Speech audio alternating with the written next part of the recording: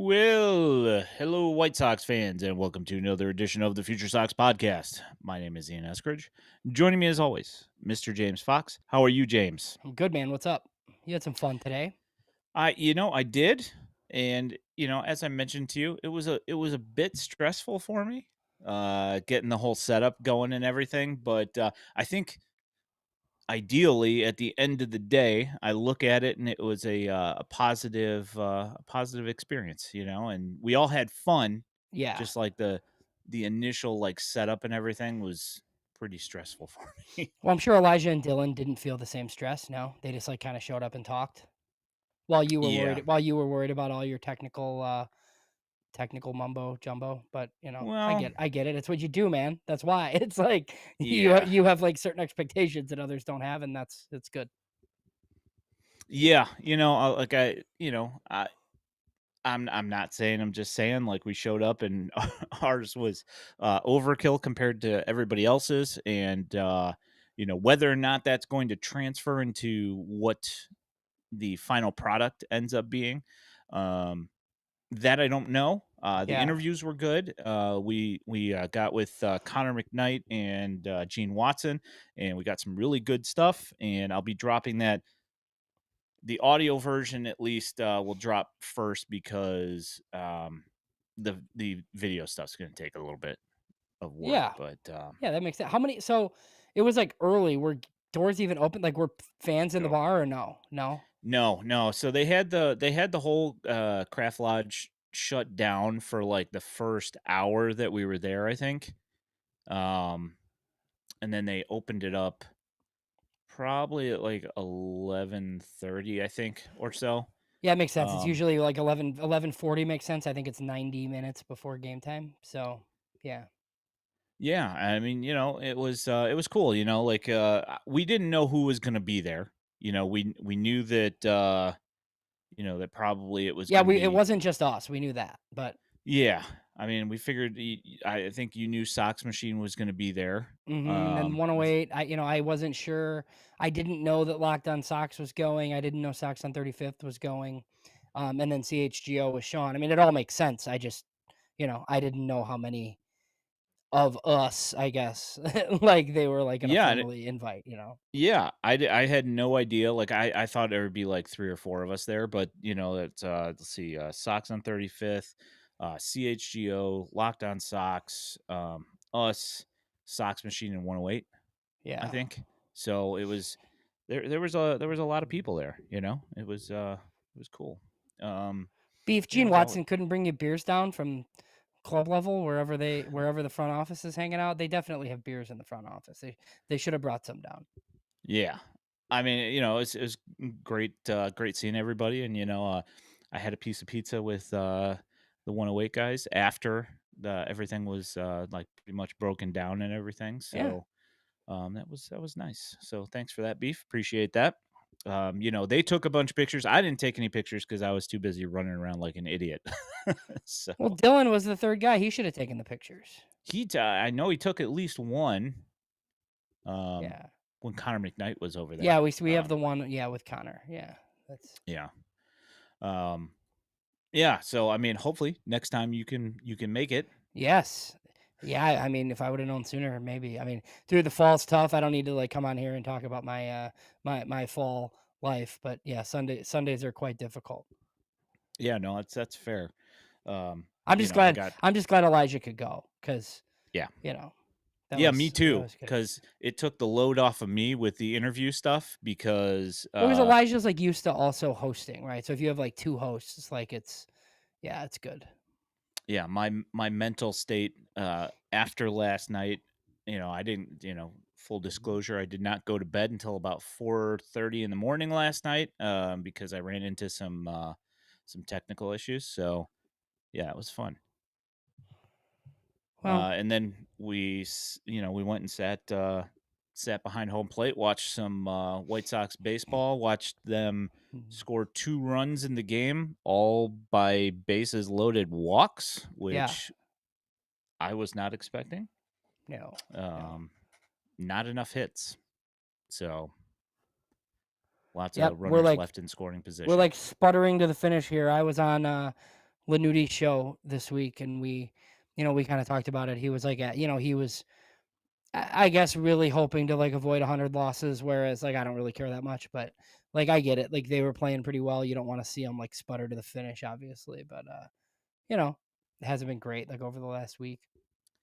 Yeah, I one thing that I've actually thought about is, with all these young guys, these seasons are going like the full season, which, most of these guys have at least either A, had an injury before where they've lost significant time, during a full season, or they're just not used to playing this many games, and Yeah, it's it's a going to be lot of one of those. baseball.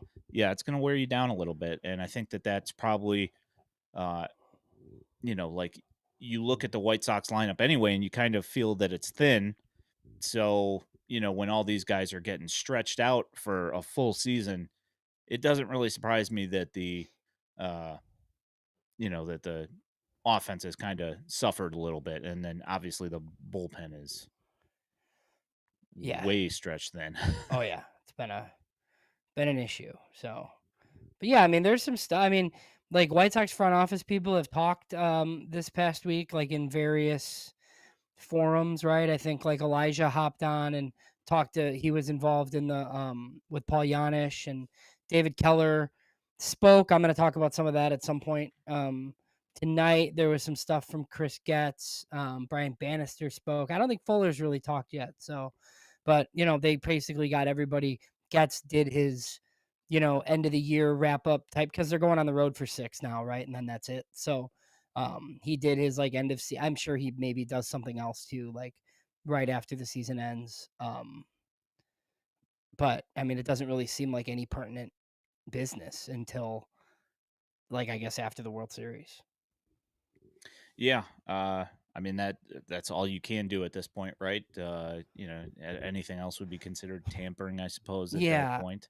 I guess in theory they could say that there's going to be some staff changes, like potentially, and I don't know that for sure. But I guess that would be like the next thing.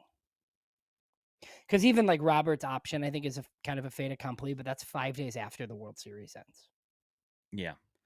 And, like we've talked about the Robert thing. I mean, it's pretty much expected that they're going to pick up his option unless they can manage to trade him for something that they feel is worth it. But I don't think that that's kind of don't think that's going to Yeah, happen. I feel like they might trade him, but they'll pick up the option first. Like I said this on Sox in the Basement, like because he asked me about it, and I just kind of feel like there's like zero chance that they decline the option, but that doesn't mean he'll be on their team like on opening day.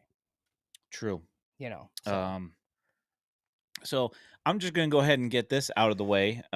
So it was reported this week that the play-by-play staff yeah, of the White Sox is coming back. uh-huh.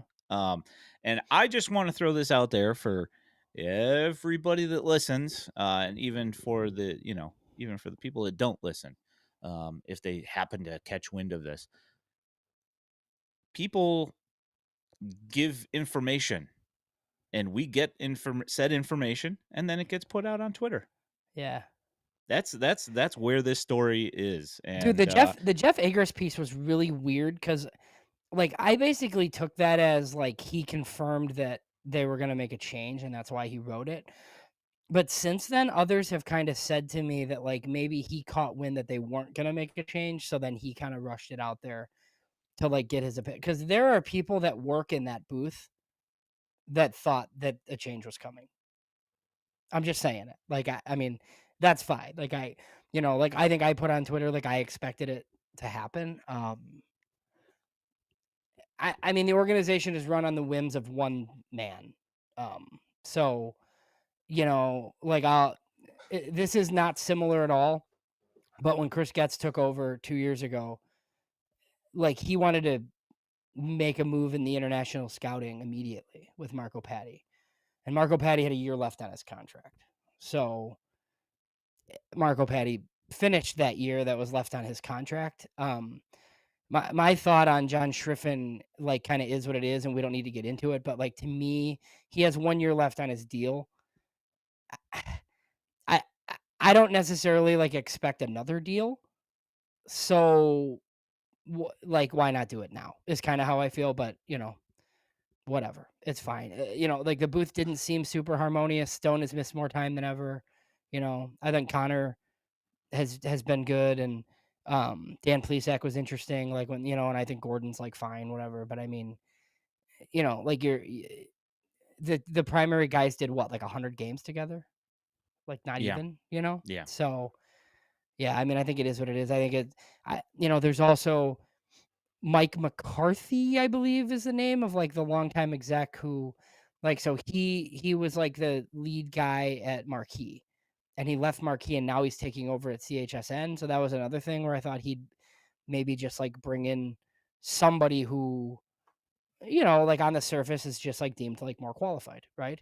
Um, but the White Sox do weird things, and they, kind of got out ahead of it and announced that everybody's back. So everybody's back. When you can yeah, have, and I mean, when you can purposely have one of the worst booths in baseball, why not do it? I mean, there's also the fact that we know that other people had been talked to about interviews.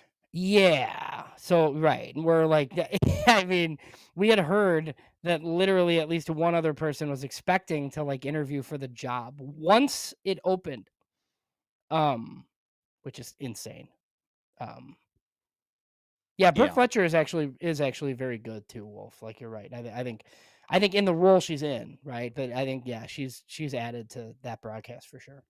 Yeah, no, for sure. And like the whole like normally the quote unquote sideline reporters and whatever, like I don't feel like they add a ton to most broadcasts, but I feel like Brooke Fletcher and Connor have done a really good job assimilating into the crew and providing worthwhile Yeah. content, I think her background really helps, and I think it's easy to like look at her and think like, because look, I did it too. Like she's Gordon Beckham's sister-in-law for anybody that doesn't know, right? And it's like, oh yeah, typical Reinsdorf move, right? But like her dad is Scott Fletcher, like a former big leaguer, and she's married to Jake Cronenworth. So that doesn't make her good, right? But it does like lend a lot of insight into like, you know, the life of professional baseball players and like how tough it is to get there and those things. And I think that's probably helped. Yeah, like I actually thought about this like after the we actually had this talk in the stands during the game. I was like, well, we got Connor McKnight.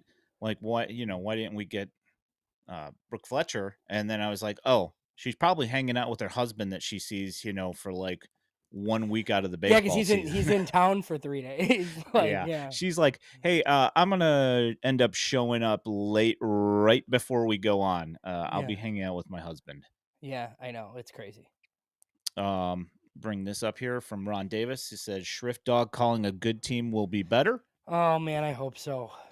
Thank you for the super chat, Ron. Appreciate that. It's always appreciated.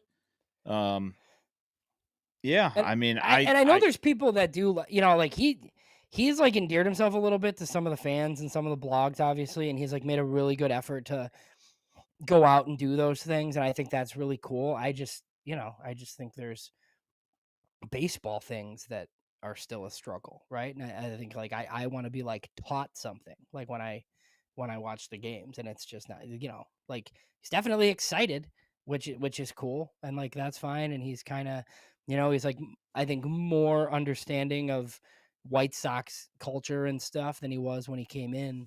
Um, but there's just random stuff every once in a while where there's just, there wasn't 7 years doing minor league baseball somewhere. You know what I mean? That's just like it's just the difference. There weren't all these like hours that you've done and had the opportunity to like mess up when nobody was listening. yeah, I know that Dan Haloti, the Cannonballers announcer, came up and did some stuff over the last couple of days and spent a couple of days in Chicago, um, which is cool. I like the idea of them doing that and kind of hopefully putting some of their play-by-play guys on a track to get better Yeah. at their jobs and be able to see what it's like on the big league platform, instead of just toiling in the minors the entire time. I wish they I wish they would have done it with all of them. To be honest, like get Right. them up there and get them in the booth for even if it's just for an inning or something. Like Right. I think it's Exactly. a good thing. Andrew Murphy called the Charlotte Knights game the other night, which was fun. Um, so yeah. Do you think it's different? Is it different because the White Sox technically own all the teams? Well, I mean, technically now, I think what is that? DMG or Diamond Sport Yeah. DSG Diamond Sports Groups like owns like a couple of them, I think. Yeah, but they're So run like Major League Baseball runs the you know what I mean? It's like different. You're not yeah, making because I think before, like 10 years ago, the Barons could just hire some, and obviously it was the same guy for a long time, Kurt Bloom. But like I think they could just like make a hire, and the White Sox like couldn't really do anything about it. Now it's like a little bit different. Diamond Holding Yeah, DHG that's right. Diamond Holding Groups. Yeah. Um, yeah, I don't know. Very cool. I'll leave the play-by-play booth back there. Let's move forward and not Yeah, discuss that anymore. yeah. Did you see? Um, Did you see the one that I had on Twitter though, where somebody told me that John Schriffen is better at the job than I am, and I'm like, well, of course he is, because I'm not a play-by-play guy. So I was told that I couldn't criticize him because he's better at play-by-play than I am. yeah. And then I I mean, said I that I guess, said that he wouldn't be good at my day job either. So yeah. I mean, I it's mean, like it is what it is. Like it's like duh. Like that's I mean, of course he's better than me. I can't if do that. I I can't if do I that. if I have somebody build me like a wall in my backyard, as part of my berm, Yeah, and there's sloppy masonry work done, I yeah, can say that looks like crap, and I can criticize that knowing yeah. that it's not good. It doesn't mean that I would do it better, but I know what it's supposed to look like. You know what I'm Right. saying? That's Exactly. that's all. That's all I'll say. 100%. Hey, for this one for Ron really quick, I Yeah, can do I'm it. gonna bring that It's up. yeah, it's not silly. I bring it up because I'm like a weirdo. But all it means is like it's the third largest market like of any of the big. So like New York's 1, LA's 2, Chicago's 3. So, like we're one of the big boys. We've often talked about that in regards to like the baseball team too, like right? Like Jerry Reinsdorf a lot of times acts like Cleveland or some of these other teams, but Major League Baseball considers them one of the big market behemoths. So they kind of need to act like it. If they have a $65 million payroll, they're not going to all of the sudden get the small market perks like extra draft picks and extra like that's not going to happen. Like they're a big market team. You should be spending significantly more than every team in your division because it's the third largest market in the sport and that's where your team resides. Yeah, I think and I mean, Houston's closing hard though. You might know more about that than me. Houston's you know, getting there, like as far as like population. I thought, I think actually it got closer, and then we kind of pulled ahead again. Yeah, I yeah. think if I remember correctly, Houston's 4 but though, I think. Wolf says act like Milwaukee, Jerry. No, I mean they don't spend either. You like I want them acting like I want them to be like the Braves.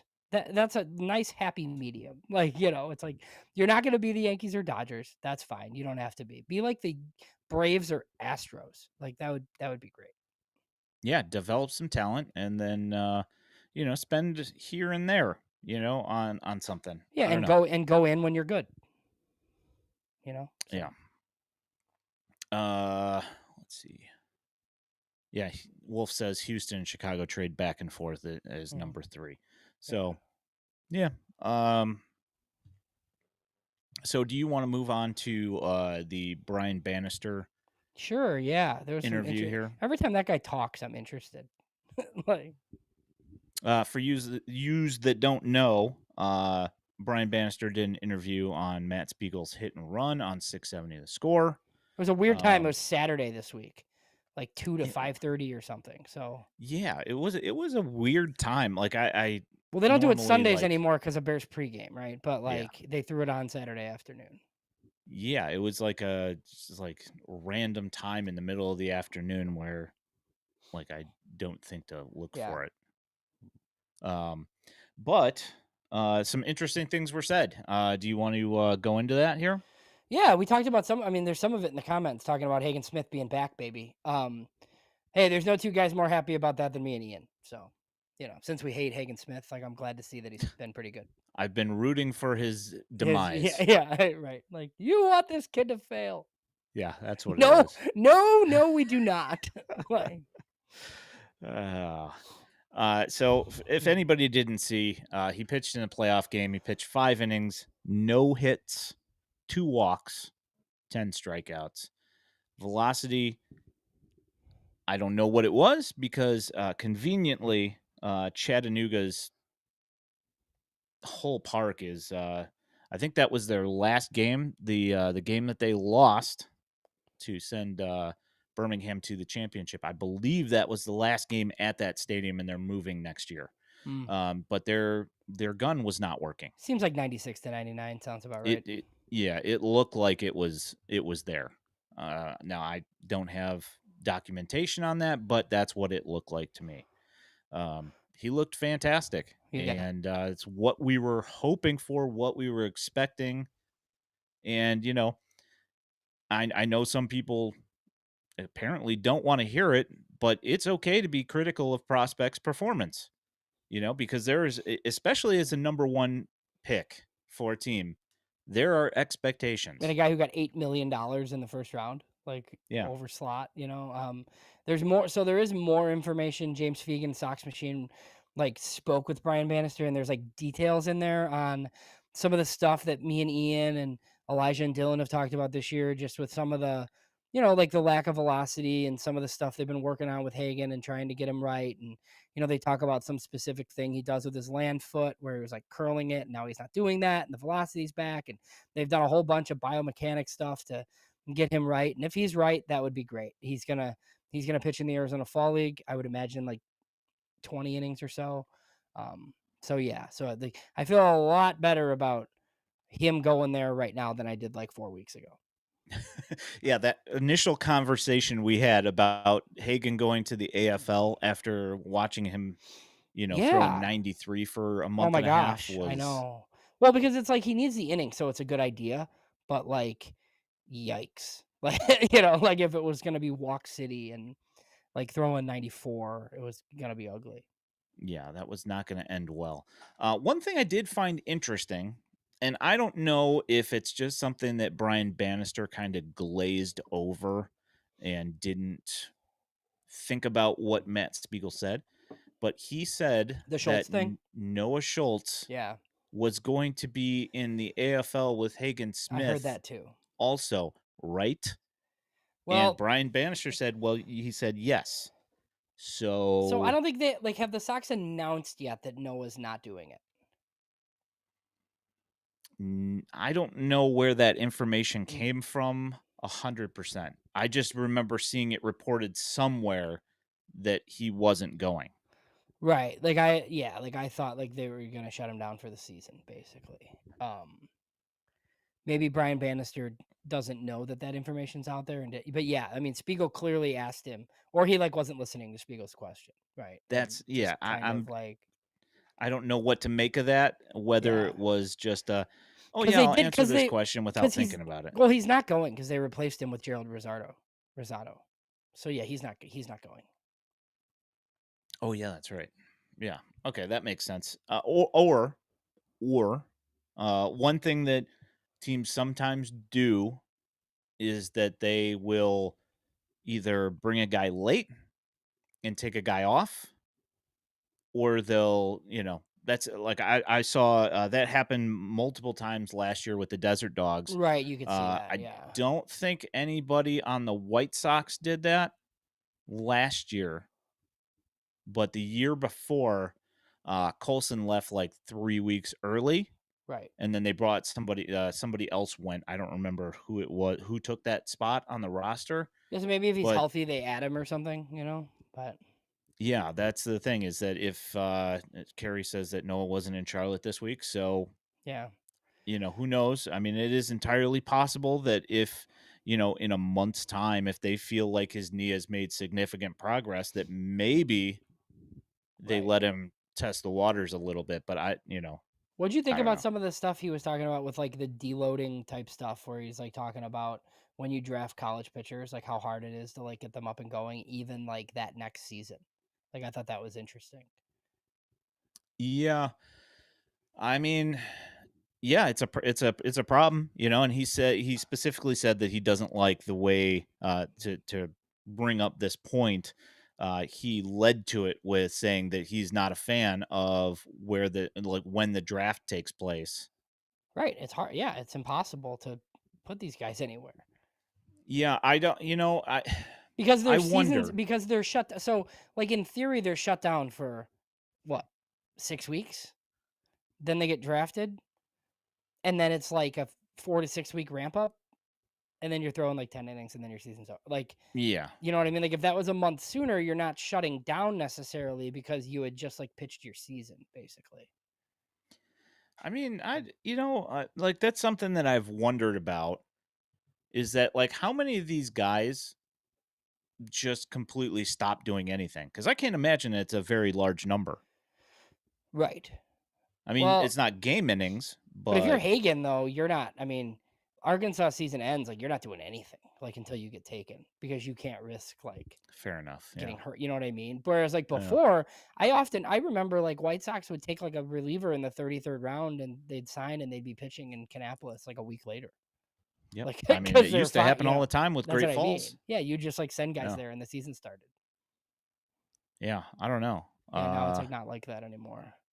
He seemed very, and obviously we've heard some stuff about this too. Seems like Brian Bannister is a big fan of Tanner McDougal, and it like wasn't really up to him whether or not Tanner would get that big league call. That's like not a Bannister decision.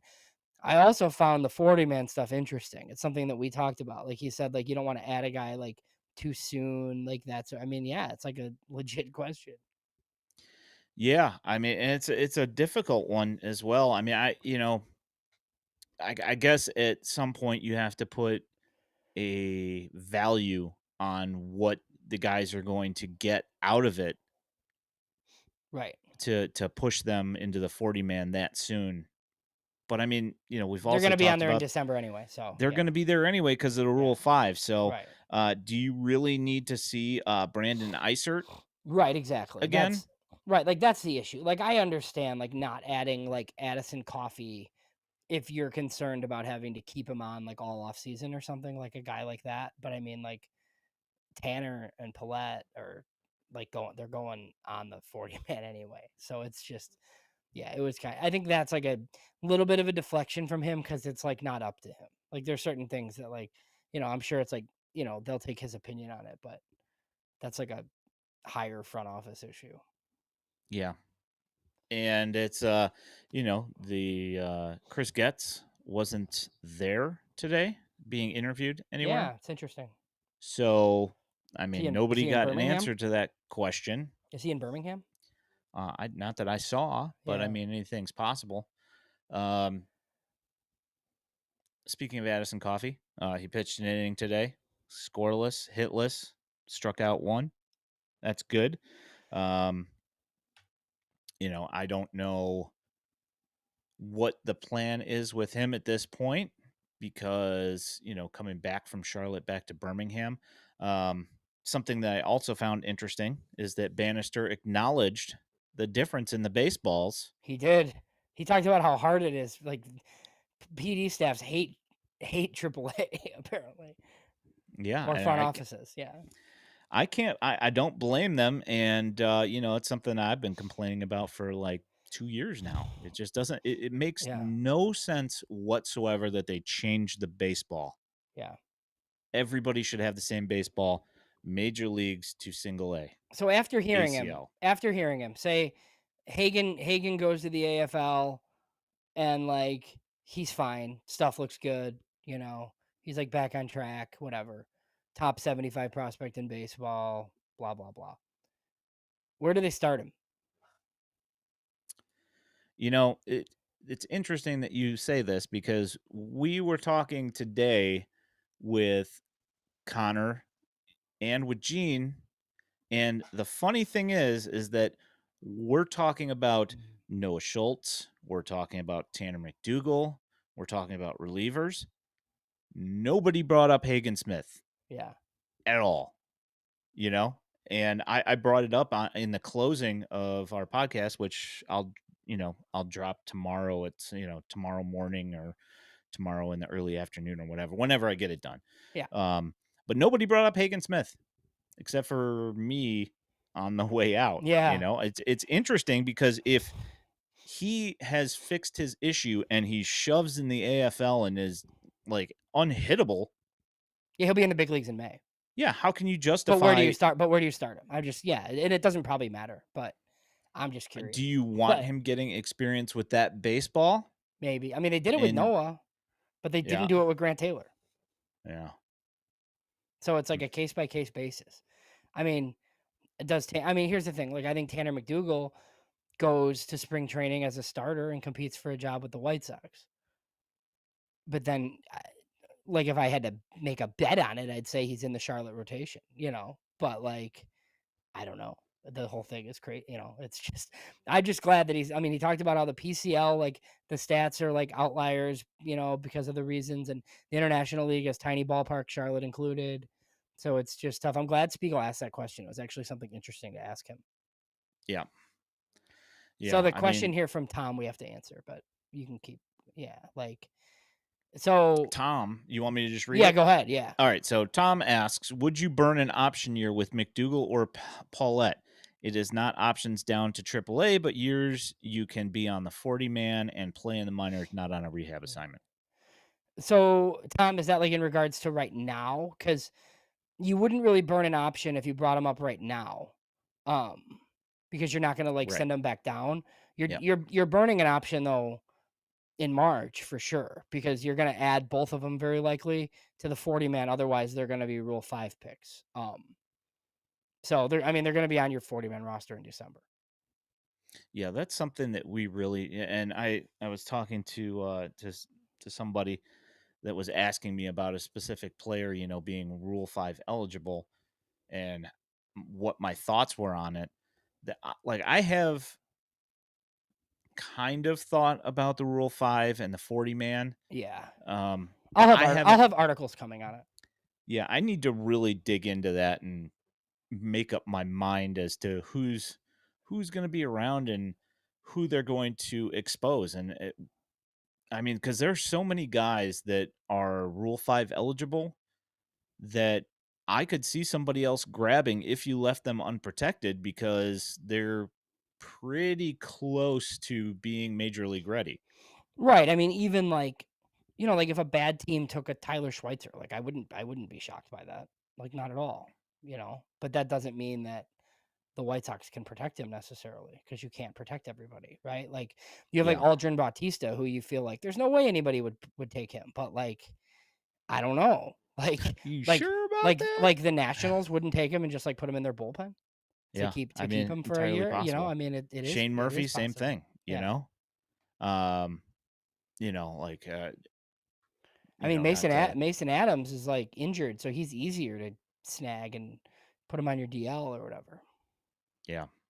Yeah, I mean, that's something that, not to give away too much, but, that's something that Dylan and Elijah and I talked about after the interviews is that, there's bound to be some piggybacking going on, Mhm. but you have to figure out how you're going to make that work because the major leagues do not have any sympathy for you trying to fill out your 13 spots. They're not going to give you more roster spots just because you need to piggyback guys to build innings bases. Exactly.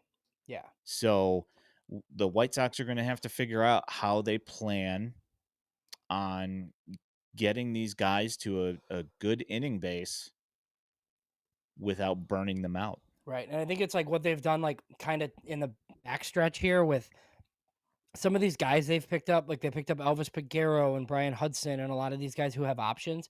They'll literally throw in a baseball game and you call somebody else up, right? And then it's like, "Oh, a guy threw 50 pitches, goes on the DL, call somebody else up." You really need like that 40 man to be filled with like optionable guys rather than guys who are like out of options and you're just like stuck. Like if they come in and throw 40 pitches, like they're stuck on your team for 4 days without and not pitching, right? Because you can't really like send them down. So I think that's like kind of important, having guys with options. Yeah. I'm going to answer this for Howard. So if you want to, if you're going to select somebody in the Rule 5, you have to have a spot open in your 40 man.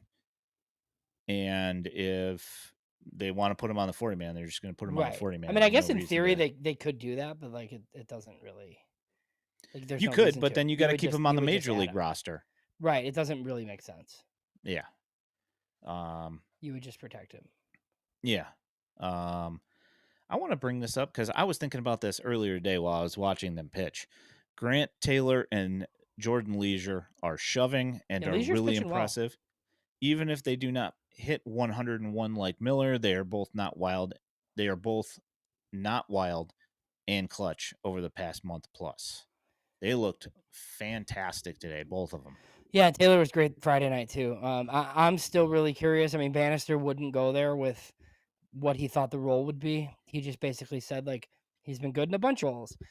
I wouldn't be Yeah. surprised if I wouldn't be surprised if we hear that Grant Taylor's coming to spring training as a starter. Because they really like like I think we could sit here and like say like Hagen and Schultz and Tanner, like those guys could all be like pretty premium starters. But I don't think any of those guys are on the opening day roster. Like Taylor would have the most juice in that rotation. Like the most premium stuff, would be him. Because I think what like your locks are Davis Martin and Shane Smith right now. And I don't know that anybody else for sure is in the opening day rotation. Yeah, I mean it's going to be interesting. Like I legit don't know who's going to be where, and I don't know as it's necessarily going to be. I mean, I would think that it's probably not going to be performance in spring training that's going to win them a job. Right. Exactly. So they all get optioned like after looking whatever. Yeah. However anybody's going to look in Arizona Yeah, and then with you have the right, and you have Burke and Cannon still, but then you got like a bunch of guys that are coming back that won't be ready for spring training. yeah. All right. So, moving along here, you have some interest in discussing David Keller Yeah. stuff. Well, so like one of the biggest issues with the White Sox in on the international front had been like just their lack of a presence in the Dominican Republic. And I just like that this seems to be a priority. Like I like the things that this guy says, right? We'll find out if the players they scout and sign are any good like years and years from now, but like Chris Getz he cares about this So, and he's yeah. some Yeah. much farther down the Yes. line than Yes. others. In a future far beyond or whatever. So Chris Getz like cares about this. If it makes me feel good that he understands that like this is like the best avenue to get premium talent is by like spending money on teenagers in the Dominican Republic. So one of the things that Fegan so there's an article again like James Fegan wrote that it's basically Keller says they have like an entirely new staff, an entirely new system of scouting in place, and they have obviously a new Dominican academy coming. Um, like one of their focuses is restoring their presence in the Dominican Republic. They've established a base like in the Far East finally, where like they just hired a scout for Japan to do the MPP. They haven't had anybody, in Asia and Japan in like ages. It was like one of those things under Marco Patti that was like just completely non-existent. Um, and then just like a couple of players, obviously, like we talked about the Braston Basker thing. It's like $6 million in 2030. James Fegan reported another name, Ranciel Herrera, is a $4 million signing.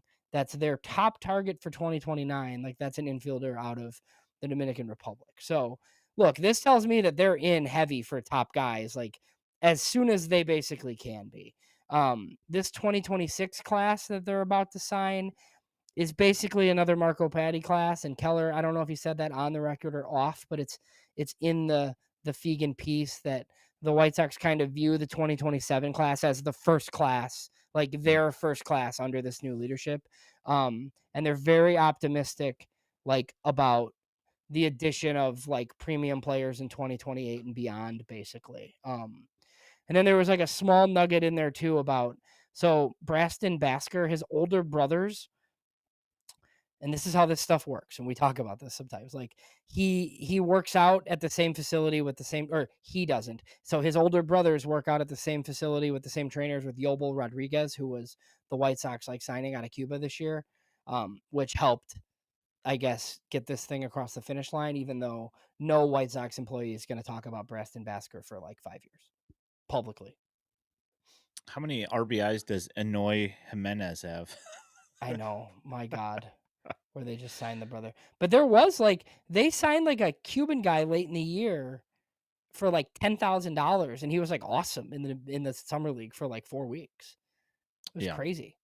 So, yeah, I think it's promising. I'm just glad that they care. Like that it's not just 2.5 million for some Cuban that's like laying around, like, and it's like they're finally like the Dominican Republic's really, really important. Like, you know, there are more players like in specific towns in the Dominican Republic than there are in like major American cities. So, like you should be there.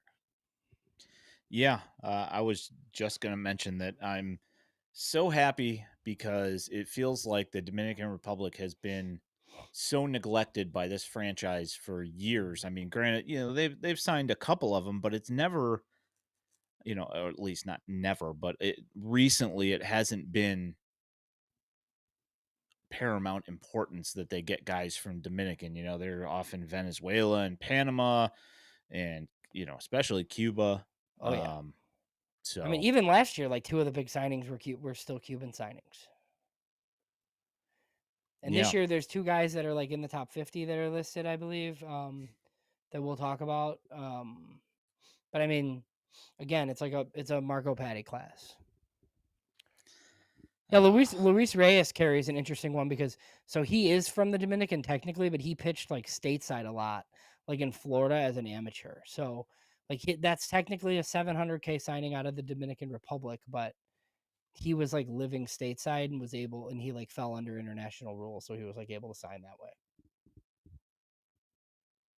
Yeah, the international market is a different beast altogether. Yeah, it's It is crazy. The whole thing's it's crazy. pretty bizarre.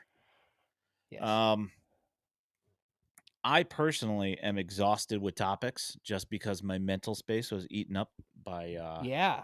this live thing. Do you have something else interesting that you are looking to get off your chest here? Not really. I mean, the teams. I mean, I just like.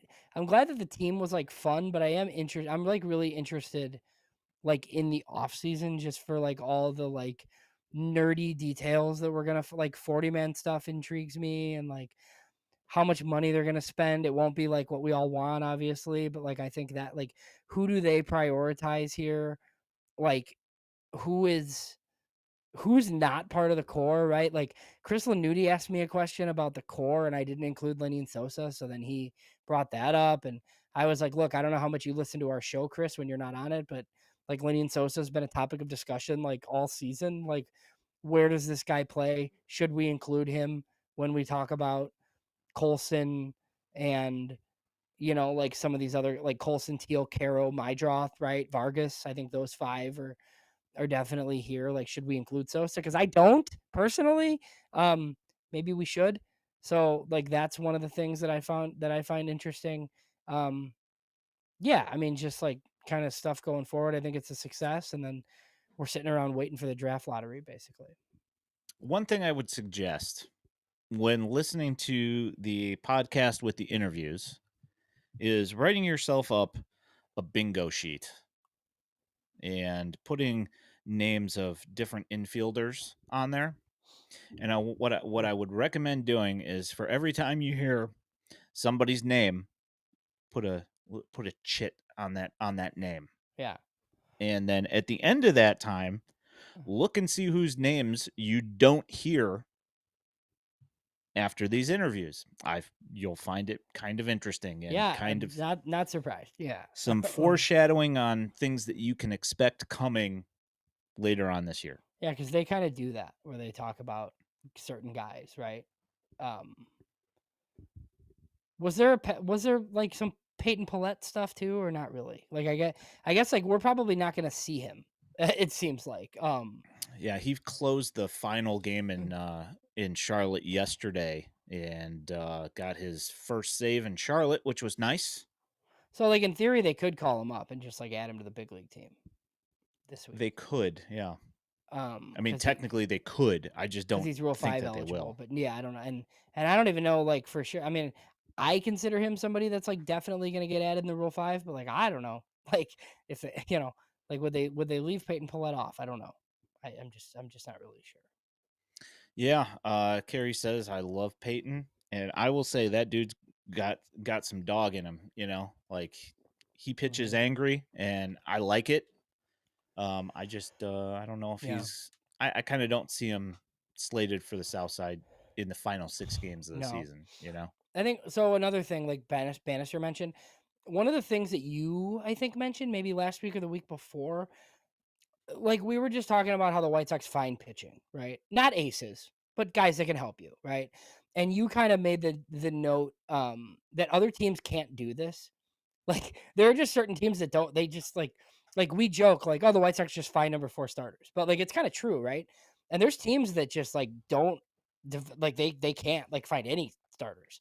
Um, well, Brian Bannister kind of made reference to that, like in the interview with Spiegel, I thought, where he was just like, they do not seem concerned about finding guys to cobble together like the 20th best pitching staff in baseball. You know what I mean? Like they could do that whenever they want. Like we can have the 20th best pitching staff in baseball. Like just with waiver claims and Rule 5, because like they're paying nothing to any of these guys. Like I think their highest paid pitcher is Davis Martin, and then like Tyler Alexander like is I mean, like they're paying nothing for this pitching staff, and it's I think 20th in baseball according to Fangraphs, like on the whole, which it's pretty good.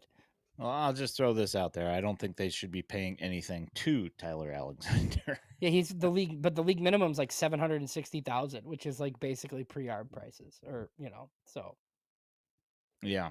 But Um, he mentioned Yohendris Gomez, he mentioned Hauser, he mentioned I don't know that he mentioned Fetty, but they found Shane Smith and Mike Vassell, and like I'm sure they find another pitcher in next year's Rule 5 draft, and like they've had some success doing this. So, obviously they need aces, but I think they need to hit internally on some of these guys that we talk about all the time. Like their aces have to be Hagen Smith and Noah Schultz, and you have Tanner McDougal with premium stuff, and like maybe you got another one coming in Christian Opper, who we haven't talked about yet tonight, right? But they're going to be able to find back end starters like no problem, I feel like.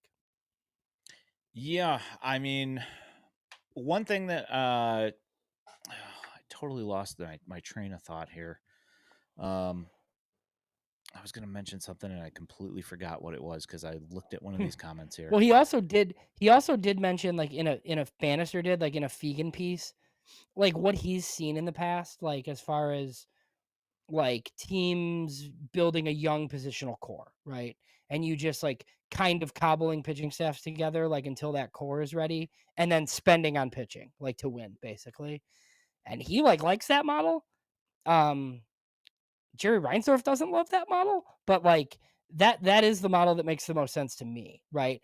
Keep drafting bats, keep adding bats, have all these bats, and then you can go get a 37-year-old starter at the trade deadline that can like win games for you in the playoffs. You know what I mean? So I Yeah. kind of like that model. So I remember there was two things that I was thinking about simultaneously, and that's how I got off track.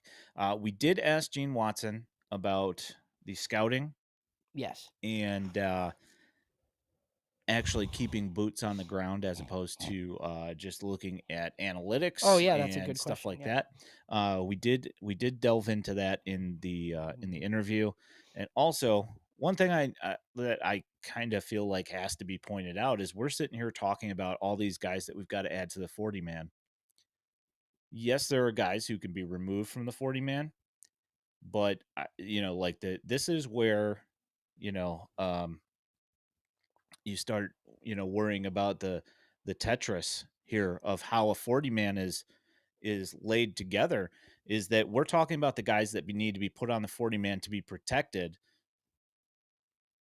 You can let these guys go, but in order to take guys in the Rule 5, you have to have 40 man spots available to put them on Yeah.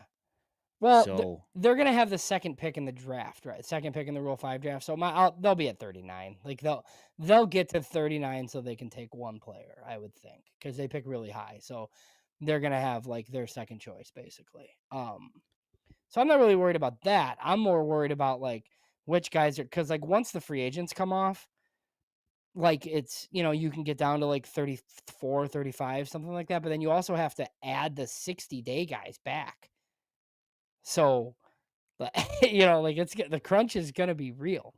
yeah, and this is the thing where I don't envy the front office because there are a bunch of guys that they feel like that they have developed and worked with to make better. But at Right, some point, that 40 man is just going to become chock full with guys that you think that could possibly benefit your franchise. Like, right, and you who don't do we let wanna go? right, and you don't wanna, like, DFA, like, a Brian Ramos necessarily, and then he goes to a bad team and flourishes, right? And then it's like a Romy Gonzalez situation, but you also can't keep everybody. Yeah. Yeah. I mean, maybe sometimes you end up having to let go of guys a year sooner than you want to. And you're just going to have to eat some of those guys having success stories elsewhere because you just physically can't keep all of these guys on the 40 man roster, you know? It's unfortunate, but I mean it's necessary evil. That's the way it is until it's Yeah. collectively bargained at a 40 man, so it I is think what it is. I think Martin Perez is a $10 million option, but it's a mutual, so mutuals never get exercised. Like one of the sides always declines it, so he won't be back. They'll pay his buyout. Um, he in theory could return, but like I would aim higher than that personally. Like he's fine, but I would spend a little more than that on a starter if they could. Yeah, I enjoy what he did before he got injured. And I see the value in what he does. I just don't know that there's going to be I don't know if there's going to be a roster spot available for an innings eater with all the guys that you've got to make decisions on. Right. It's tough. Right. Like I'd rather do like a 1 year deal for somebody better. That's like $12 million on a 1 year deal. You know what I mean? That's like got a little bit more upside than that. We'll see. I mean, that's right. The offseason is going to be fascinating.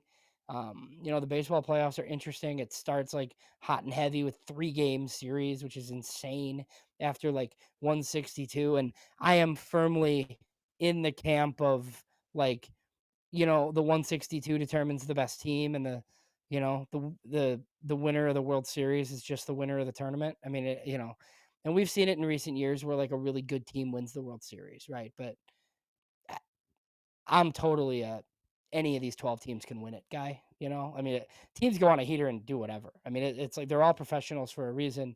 It's what, 4 weeks? Like I mean, I guess it's longer than that. But yeah, I mean, any of these teams can because that's what I've always thought like if you can win the division, you're a World Series contender. It's just kind of how it goes. Like the way it's like the nature of the sport, right? And I've often seen people say like, "Oh, they can win the division, but they can't win the title." And, like, when people say that, like, I just really don't agree because like like, you get in, you can win it, and obviously, you'd rather have the bye or whatever, but you'd rather be at home. But baseball's weird, man. Yeah, and there's also the question of if you get the bye, do you lose momentum by having an Right, extra 4 or 5 days off, you know? right, like, the situation the Cubs are in right now, like, it's not terrible. I mean, they're home and they get the Padres. Like, it's fine, Cleveland actually lost today, I saw for, like Oh, did they? I believe so. So, but now I think they have Detroit for 3. It's crazy. It's, like, down to the wire. Yep. Jack I asked, "Do you doubt think it. Ishbia has any say in free agency?" I At doubt this it. point, probably Yeah. not. Yeah, I doubt it. I mean, it's apparently he's like putting money into the team, but it's for like debt and other stuff. I mean, maybe they're buying more pitch Kinatrax machines and stuff. I have no idea. But no, I don't think it'll be for free agency. I mean, even like doing the math on free agency, like Luis Robert and Benintendi is like 37 million. Everybody else is ARB or pre-ARB, but that still takes you to like 60 million bucks, I think, with all the like pre-ARB stuff. So how much more are they going to spend than that? I don't know. Yeah. I really have no idea. Yeah, it's tough. And I see people complaining about not having, that they're talking about Oh yeah, salary cap. Levine said it this oh, the salary cap thing. Yeah, Yeah, that's not going to happen. So no. here's the thing, like even on the other side of that argument, right? Like even if the players agreed to a salary cap, like I don't think these small market teams that everybody hates would even spend enough to get to the floor. The floor That's would the yeah. floor would have to be higher than these teams spend right now. I think I was looking at it the other day and just doing like basic math, and I think something like $23 million if everybody on your team is making league minimum wage. Yeah. I think it was something like 22.5 million or something like that. But Mhm. that's was if your team has zero injuries, Right, yeah. which Exactly, which never isn't going to happens because happen. you're paying your 40-man roster technically. And if you're Yeah. like the White So Sox, you're paying like Jose Abreu and Liam Hendricks, and I think Leury Garcia is finally off the books. But I mean, yeah, like all those guys count too. yeah, I mean, if that's what you're looking at for your minimum salary? Like, what would constitute a fair and reasonable salary floor? And does that include only active members of your payroll, or does that Right. count dead money as well? I mean, there are so many like different things that you have to think about when you're thinking about like just making a general statement saying, "Oh, well, give me this, give me a salary floor," and no salary cap. Like that's just not going to happen. They're not going to collectively bargain to have a salary cap without a substantial salary floor. And Yeah, that's why I kind of feel like I feel like not as concerned as other people are about this because I just like don't think the owners are going to go through with it because they're not they can't afford to lose games.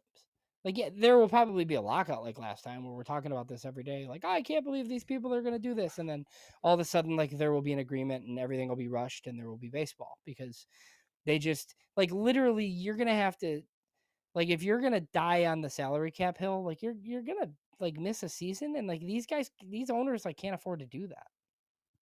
not anymore. That's I will throw this out there. Uh, I think that we're at least going to have like 3.5 months of talking about a lockout and CBA discussion. So Next year, yes. let's Yes. go ahead and table that until Yeah, we we can do it next absolutely year. have to talk about it. Yeah. Anthony Um, asked about Drew Thorpe, supposedly like around the All-Star break. He'll be yep, back. yep, there is that. Also, Tom says can't see this Guardians team winning it all if they overtake the Tigers. I And just explained to you how they could. what a colossal meltdown the Tigers have had. That Like it they would took be. that home run by Torkelson yesterday. I was like, oh, okay, they're finally going to snap out of it because they had this big moment. Yeah. Nope. Just comes down to another owner not spending, basically. Yeah. Well, I mean, I don't know. Are you talking about free in the at the like trade deadline? Just in general, like that team has been like I've just heard some criticism of AJ Hinch, and it's like what is he supposed to do?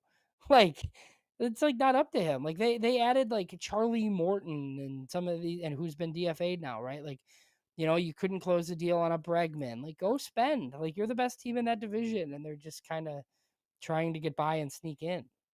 And they're Yeah. gonna and they're like I guarantee you we hear about them like listening on Tariq Skubal this offseason because he's a Scott Boras client and he's got 1 year left on his deal. Yes. Carrie mentions that the Tiger A and Advanced A teams both won their championships. Did Max Clark's did the double A team, did they win?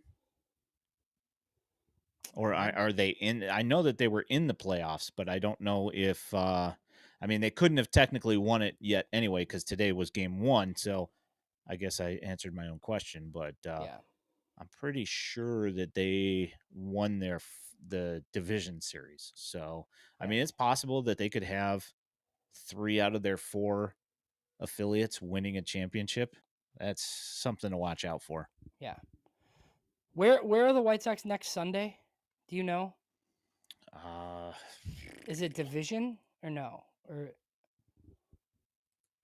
do they play like the let me look. Yeah, they have 6 games left, right? So we're gonna be live next Sunday.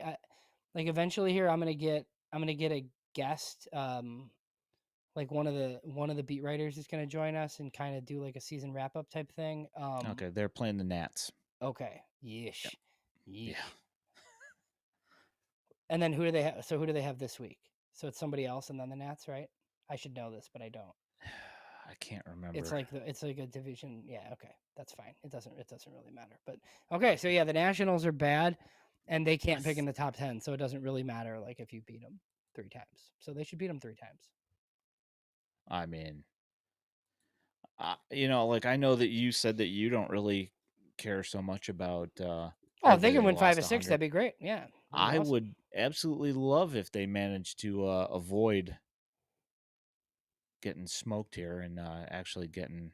They're playing the Yankees beforehand. I thought Oh that's who it yeah, was. that's Yeah. right. It's in New York though.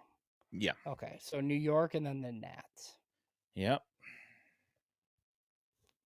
I don't see them avoiding 100. I was hoping that they could, but the losing streaks did not They need to help win things. 5 of 6.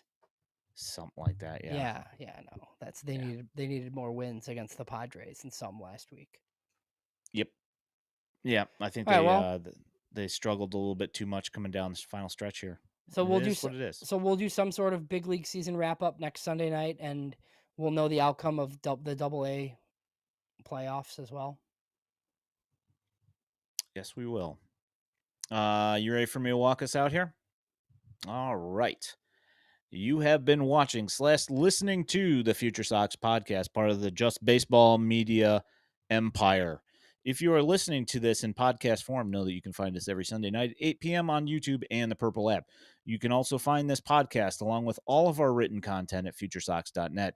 If you are looking for White Sox prospect highlights, you can find them on X at FutureSox and now also here on our YouTube channel.